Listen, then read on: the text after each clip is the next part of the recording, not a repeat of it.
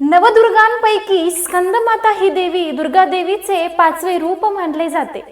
आपल्या सर्वांनाच आपले एक नाव अत्यंत प्रिय असते। त्याच प्रकारे दुर्गा मातेलाही स्कंदमाता हे नाव अत्यंत प्रिय आहे।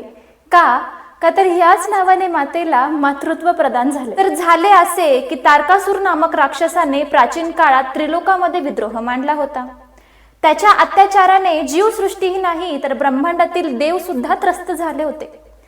त्याला कोणती शस्त्र ना अस्त्र आणि देवी शक्ती सुद्धा पराजित करण्यास असमर्थ होती, कारण तारकासुराला साक्षात ब्रह्मदेवाचे वरदान होते। काय होते बरं ते वरदान? तर जेव्हा तारकासुराने ब्रह्मदेवांना अमरत्व होण्याचे वरदान मागितले, तेव्हा जन्माला येणाऱ्या प्रत्येक जीवाला मरण हे येतेच हे ब्रह्मदेवाने स्पष्ट केले।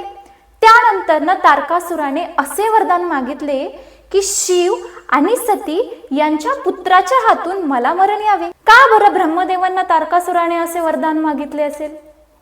तर तारकासुराला हे चांगल्या प्रकारे माहित होते की सतीचे जेव्हापासून आत्मदहन झाले आहे तेव्हापासून श्री महादेव तपस्येमध्ये विलीन आहेत आणि ते काहीही करून गृहस्थ जीवन जगणार नाहीत। तारकासुराला हे वरदान मिळाले हे ऐकल्यानंतर त्रिलोकातील देव झाले त्रस्त।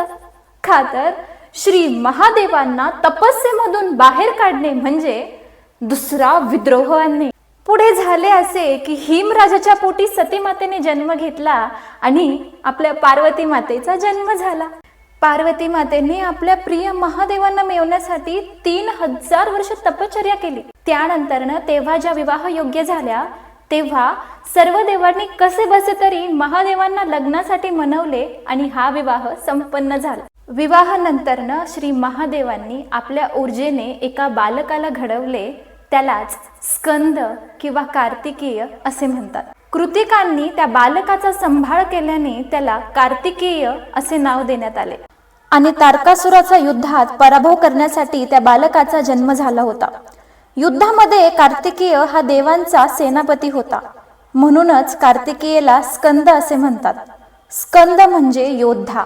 तारकासुरासोबत युद्ध करण्यासाठी प्रशिक्षणाची गरज होती। हे सर्व शिक्षण पार्वती मातेने आपल्या स्कंदाला दिले। स्कंदावर पार्वती मातेचे अत्यंत प्रेम, म्हणूनच मातेला स्कंदमाता असे म्हणतात।